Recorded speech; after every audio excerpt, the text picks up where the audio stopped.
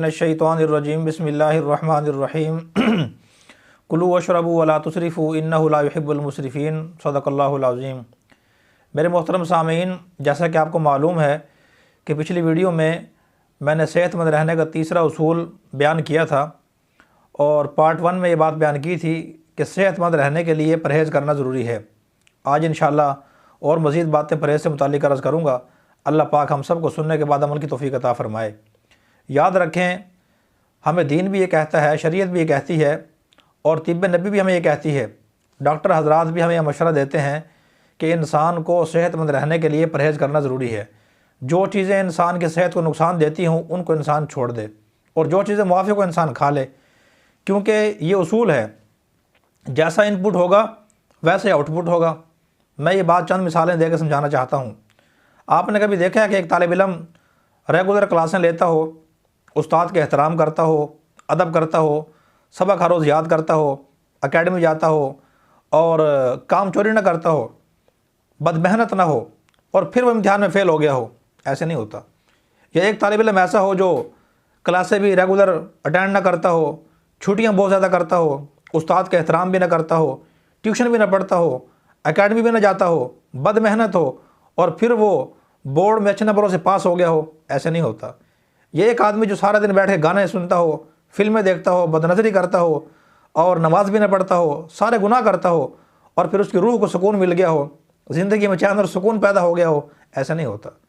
یہ ایک آدمی 5 وقت نماز پابندی سے پڑھتا ہو، روزے بھی رکھتا ہو، گناہوں سے بچتا ہو، نماز 5 ٹائم پابندی سے پڑھتا ہو، اور بد نظری بھی نہ کرتا ہو، فلمیں بھی نہ دیکھتا ہو، اور نظر کی حفاظت بھی کرتا ہو، اللہ کے احکام پورے کرتا ہو، اور پھر اس کی زندگی میں چین اور سکون نہ آیا ہو؟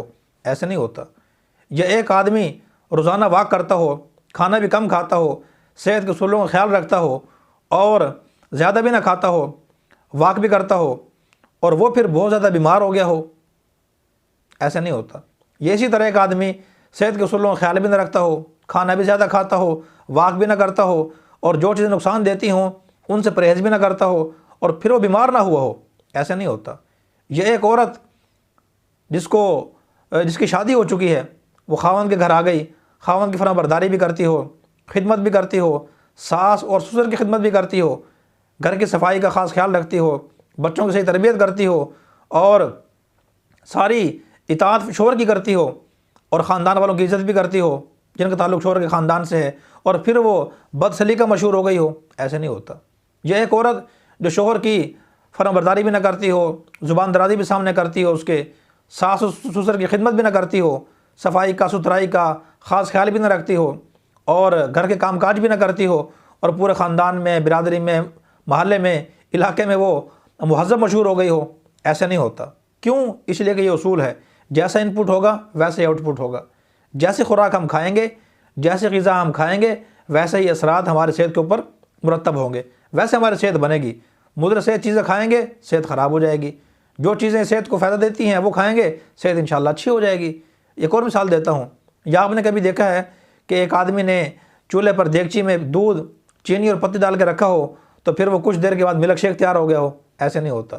یہ ایک آدمی نے جوسر مشین میں کیلا، سیب اور دودھ اور چینی ڈال کے مشین چلائی ہو، اور 2 منٹ کے بعد جو ہے وہ گرم گرم چائے تیار ہو گئی ہو؟ ایسے نہیں ہوتا۔ کیوں؟ اس لیے کہ جیسا ان پٹ ہوگا ویسے آؤٹ پٹ ہوگا۔ یہی ہماری صحت کی مثال ہے، اور خوراک کی مثال ہے۔ جو چیزیں نقصان دیتی ہیں صحت کو، وہ اگر ہم کھائیں گے صحت خراب ہوگی، اور جو چیزیں فائدہ دیتی ہیں وہ کھائیں گے تو انشاءاللہ اللہ کے حکم سے صحت ہماری ٹھیک رہے گی۔ تو پرہیز کرنا ضروری ہے۔ آج ہمارے معاشرے میں یہ بات پھیل گئی، جو کم علم لوگ ہوتے ہیں، جن کو علم شریعت کا پورا نہیں ہوتا، دین کی گہرائی اور پختگی ان کو حاصل نہیں ہوتی، وہ پرہیز کرنے والے کے بارے میں کہہ دیتے ہیں کہ اس کا تو ایمان کمزور ہے، اس کا تو یقین کمزور ہے، اللہ پہ توکل نہیں ہے، اللہ پہ بھروسہ نہیں ہے اس کا۔ تو ایسی بات نہیں ہے۔ یاد رکھیں، ہر چیز ہر حالت میں ہر بندے کے لیے موافق نہیں ہوتی۔ بعض چیزیں ایسی ہیں جو بذات خود اپنی ذات کے لحاظ سے مفید ہیں، مقوی ہیں، صحت کو فائدہ دیتی ہیں، لیکن وہی چیزیں دوسرے کے موافق نہیں ہوتی۔ ان چیزوں کی افادیت سے انکار نہیں ہوتا، وہ ان کے فائدہ مند ہونے سے انکار نہیں ہوتا، لیکن اللہ نے ہر آدمی کے مزاج مختلف بنایا ہے۔ ڈاکٹر حضرات منع کرتے ہیں کہ یہ چیز آپ نے نہیں کھانی۔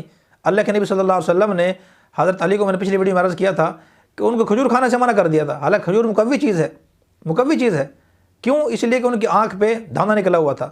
اللہ کے نبی نے فرمایا کہ عرب کا علاقہ بھی گرم ہے اور ان کا مزاج بھی گرمی والا ہے، پھر کھجور بھی گرم ہے، فرمایا کہ آپ نہ کھائیں، آپ نے منع فرما دیا۔ اللہ معاف فرمائے، کیا ان کا ایمان کمزور تھا، یقین کمزور تھا، اللہ پہ توکل بھروسہ نہیں تھا، ان کی نظر اسباب پر تھی؟ نہیں، جیسے اللہ پاک نے مختلف نعمتوں کو کھانے کا استعمال کرنے کا حکم دیا ہے تو مخصوص حالات میں ان سے پرہیز کا بھی حکم دیا ہے۔ چنانچہ بہت سی چیزیں ایسی ہوتی ہیں جو مقوی ہوتی ہیں اور اس میں غذائیت ہوتی ہے، مثال کے طور پہ دودھ ہے، اس میں غذائیت ہے، گوشت میں غذائیت ہے، انڈے میں غذائیت ہے، اور دیسی گھی میں غذائیت ہے، کھجور میں غذائیت ہے، لیکن یہی چیزیں بعض اوقات بعض لوگ ایسے ہوتے ہیں اگر وہ کھائیں، بڑا گوشت کھائیں، انڈے کھائیں تو ان کو الرجی ہو جاتی ہے، یورک ایسڈ ان کا بڑھ جاتا ہے، بی پی ان کا ہائی ہو جاتا ہے، ڈاکٹر ان کو منع کر دیتے ہیں۔ بعض لوگ دودھ پیتے ہیں تو ان کو ہوا اور گیس ہو جاتی ہے پیٹ میں، وہ دودھ نہیں پیتے، ان کو موافق نہیں ہوتا۔ بعض لوگ دیسی گھی کھاتے ہیں تو ان کو موشن لگ جاتے ہیں۔ اسی طرح بعض لوگ چائے نہیں پیتے، وہ چائے پی لیں 24 گھنٹے میں 3-4 کپ بھی پی لیں تو ان کے سینے میں جلن، معدے میں جلن شروع ہو جاتی ہے۔ لیکن بعض لوگ ایسے بھی ہم نے دیکھے اپنی آنکھوں سے، وہ 15 کپ پی جاتے ہیں، ان کو کچھ بھی نہیں ہوتا۔ بعض لوگ جو ہے دودھ نہیں پیتے، ان کو موافق نہیں ہوتا، ان کے پیٹ میں ہوا اور گیس ہو جاتی ہے۔ اور بعض لوگ پیتے ہی دودھ ہیں، چائے 1 کپ بھی پی لیں تو ان کو موافق نہیں آتی وہ، بلکہ بعض لوگ میں نے ایسے دیکھے ہیں وہ کہتے ہیں مولانا صاحب ہم چائے پیتے ہی نہیں ہیں۔ تو اصل بات یہ ہے کہ جو چیزیں انسان کو موافق ہوں وہ انسان کھا لے، اور جو چیزیں موافق نہ ہوں وہ انسان چھوڑ دے۔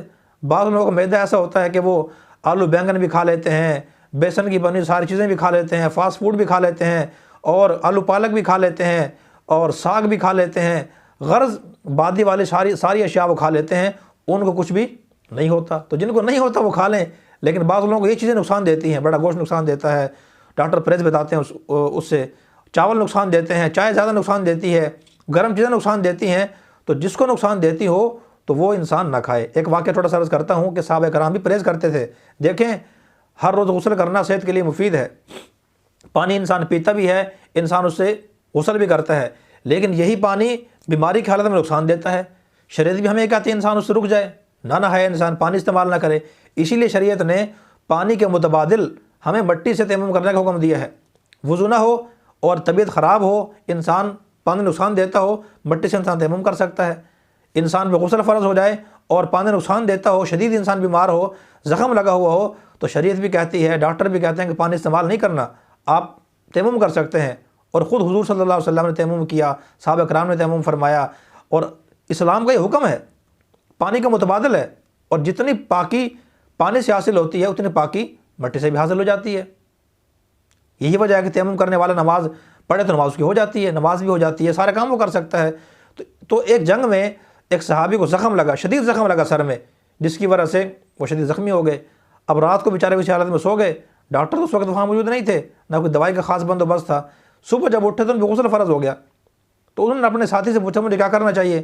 انہوں نے فرمایا کہ بھائی آپ کو غسل کرنا پڑے گا۔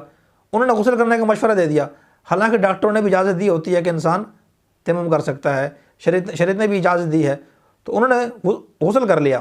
غسل کرنے کے نتیجے میں جب ان کے زخم کو پانی لگا اور اس سے نقصان ہوا تو ان کا انتقال ہو گیا، وہ فوت ہو گئے، شہید ہو گئے بیچارے۔ جب یہ بات اللہ کے نبی کو پتہ چلی تو حضور صلی اللہ علیہ وسلم نے ناراضگی کا اظہار فرمایا، اور جس ساتھی نے مشورہ دیا تھا ان کو غسل کرنے کا، اس سے آپ ناراض ہوئے۔ فرمایا کہ آپ نے ان کو غسل کرنے کا مشورہ کیوں دیا جب اتنا شدید زخم تھا؟ تو دیکھیں اللہ کے نبی صلی اللہ علیہ وسلم نے پانی سے پرہیز کا بتایا کہ آپ کو پانی سے پرہیز بتانا چاہیے تھا ان کو۔ عام حالت میں بغیر پانی کے طہارت حاصل نہیں ہوتی، طہارت پانی سے ہی حاصل کرنا ضروری ہے، لیکن جب زخم لگ جائے، طبیعت خراب ہو جائے تو پھر اللہ کے نبی نے پرہیز بھی بتایا ہے۔ تو لہذا آج 3 اصول مکمل ہو چکے ہیں۔ نمبر 1 واک کرنا، صحت کا پہلا اصول۔ نمبر 2 کھانا کم کھانا، دوسرا اصول۔ نمبر 3 جو چیزیں نقصان دیتی ہیں ان سے پرہیز کرنا۔ باقی چوتھا اصول کیا ہے؟